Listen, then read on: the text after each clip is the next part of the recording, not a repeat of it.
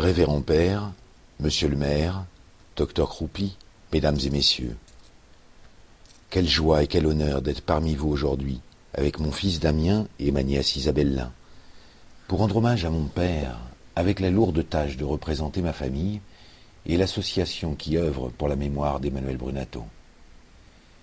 Nombreuses sont les personnes qui n'ont pu se libérer pour nous rejoindre. Néanmoins, ils sont de tout cœur avec nous, en ce merveilleux jour de la veille de la fête de Padre Pio. Je vous passerai une longue litanie de remerciements, car on m'a demandé d'être bref. C'est donc d'Emmanuel Brunato dont je vous parlerai. Il convient tout de même de remercier pour leur engagement l'Association pour la défense de la mémoire de mon père, et tout particulièrement Alberindo Grimani et Eduardo Misuracca, car cette commémoration est essentiellement le fruit de 15 ans de leurs travaux. Et mes remerciements à Antonio Gorgoglione pour la traduction. D'autres acteurs y ont bien entendu contribué.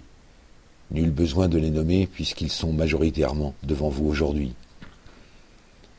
Alors un grand merci à tous, sans oublier les autorités civiles et militaires, les habitants de San Giovanni Rotondo qui ont su garder en mémoire l'un de leurs concitoyens, et à vous tous qui avez fait le déplacement. En préparant mon intervention, j'ai pensé qu'il serait utile de vous parler de l'histoire de mon père, non pas pour ce qu'il a fait pour le Padre Pio ou l'hôpital de la Casa Sollievo, car d'autres intervenants l'ont fait bien mieux que moi, mais vous présenter des aspects méconnus de sa vie.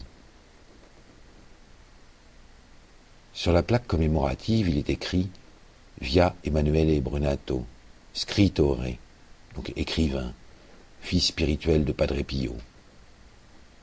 La tâche de la mairie n'a pas été simple pour définir son métier et sa fonction, car alors qu'il n'avait pas encore 40 ans, il avait déjà été comédien, entrepreneur, maître d'école, peintre, gérant d'entreprise, homme d'affaires et architecte maître d'œuvre, puisqu'à la demande de Padre Pio, il s'est occupé de la construction de la maison de Maria Pile et du couvent de Pietrelcina.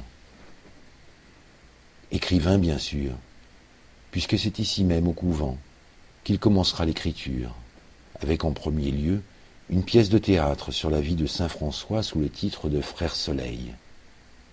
Cette pièce sera jouée à Rome et également dans un grand théâtre parisien en 1941, avec plus de 100 représentations.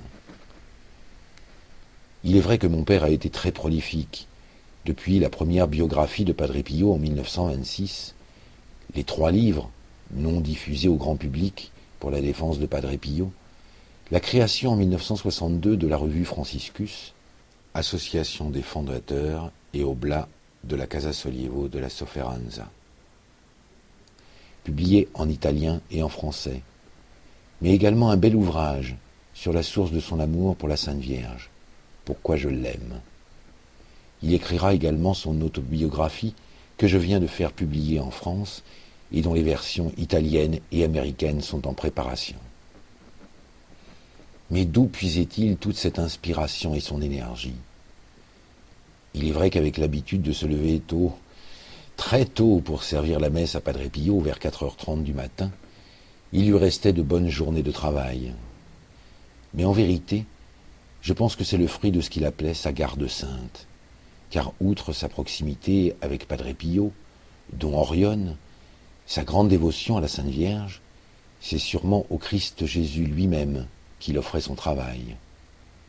Il convient de vous citer un court passage d'une lettre que lui adressera Lucia Fiorentino en 1925, alors qu'il était à Pietrelcina, chez les parents de Padre Pio. Le jour de ma chère sainte, j'ai tant prié pour vous que Jésus Hostie m'attira complètement à lui.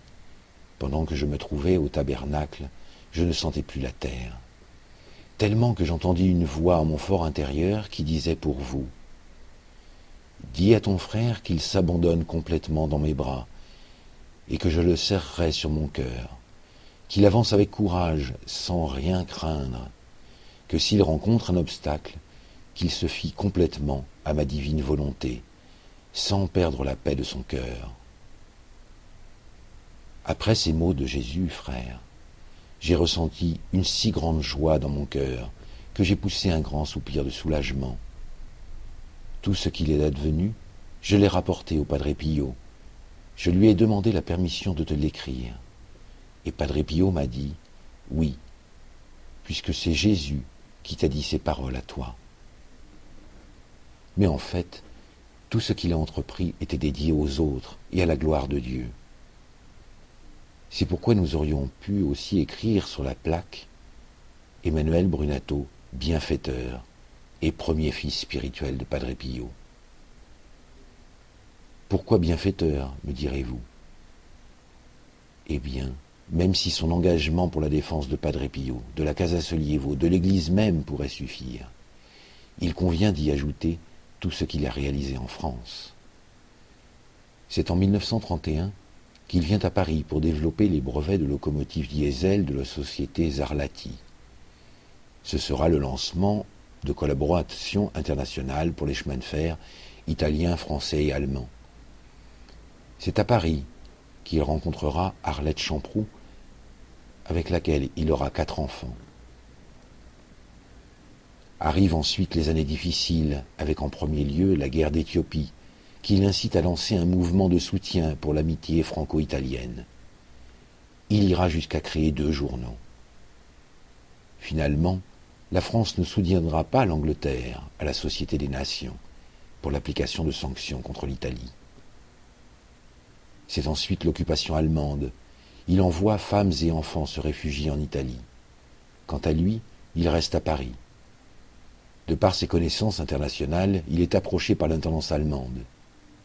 Avec ses dons d'organisateur, il va alors accepter de les approvisionner en chocolat, thé, confitures. Les fabricants français y trouveront leur compte et lui utilisera cet afflux d'argent pour venir en aide aux plus déshérités. Il va créer une œuvre humanitaire, la boisson chaude, qui servira à Paris, durant l'hiver 1941, plus de 18 000 rations par jour. C'est lui qui paiera 8 mois d'arriérés de pension des anciens combattants italiens résidant en France, qui ne touchaient plus rien du fait du gel des avoiries italiens en France. Et puis, en plus du soutien à de nombreuses communautés religieuses, il aidera de nombreuses familles juives au péril de sa vie. L'une d'elles prépare d'ailleurs un livre qui servira à le faire reconnaître comme juste en Israël. Après-guerre, il sera condamné à mort par contumace, mais il restera en France et se réfugiera à Lourdes durant plusieurs mois. C'est justement au pied de Notre-Dame qu'il débutera ses travaux pour la création de l'Institut coopératif, pour un nouveau système économique, ni communiste, ni capitaliste, respectueux de l'homme. En 2 mots, redonner une vraie valeur au travail humain et partager l'énergie qui est un bien commun à tous. Lors du Concile Vatican II, les pères conciliaires recevront un ouvrage de présentation des travaux de l'Institut, qui publiera plus de 700 bulletins et organisera 3 congrès internationaux. Pour mon père, seule l'Église était à même de pouvoir porter cette nouvelle doctrine pour apporter la vraie liberté, celle que Dieu a donnée à ses enfants. En 1962, il reviendra à San Giovanni Rotondo pour répondre à la demande de Padre Pio qui avait dit à Pagnosin, un proche du père, « Va chercher Brunato ». C'est donc à l'âge de 70 ans qu'il est venu ici même pour organiser à nouveau la défense de son père spirituel. Et au risque de choquer certains, je pense pouvoir dire, à la lumière de tous les témoignages et archives, qu'Emmanuel Brunato savait pourquoi il se battait. Pour la grande mission de Padre Pio, restaurer l'Église du Christ. Padre Pio a rencontré mon père à Paris en bilocation pour lui demander s'il était prêt à donner sa vie même et de faire partie de ce groupe de fidèles défenseurs de l'Église. Il épousera en la cathédrale de Westminster à Londres ma chère maman Yvonne Nair. Et il mourra le 10 février 1965, alors que je n'avais que 9 mois. Il plane aujourd'hui de sérieux doutes sur un possible empoisonnement à la strychnine. Brunato avait des ennemis puissants. Et pour conclure, je vous dirais qu'aujourd'hui, c'est un nouveau pas pour la vérité, vérité dont il me semble que notre pauvre monde sans Dieu a bien besoin. Et puisque nous allons entrer dans l'année de la foi, j'espère que le destin extraordinaire de ce laïc pourra servir aux jeunes générations à croire en la miséricorde divine et à ne pas avoir peur d'agir.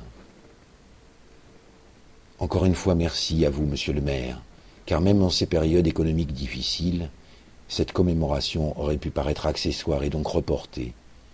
Mais vous avez tenu à honorer la mémoire d'Emmanuel Brunato, car son histoire et la connaissance de la vérité peuvent être source d'énergie pour le présent. Alors merci pour cet hommage, et que Padre Biot nous bénisse tous et nous protège toujours. Merci.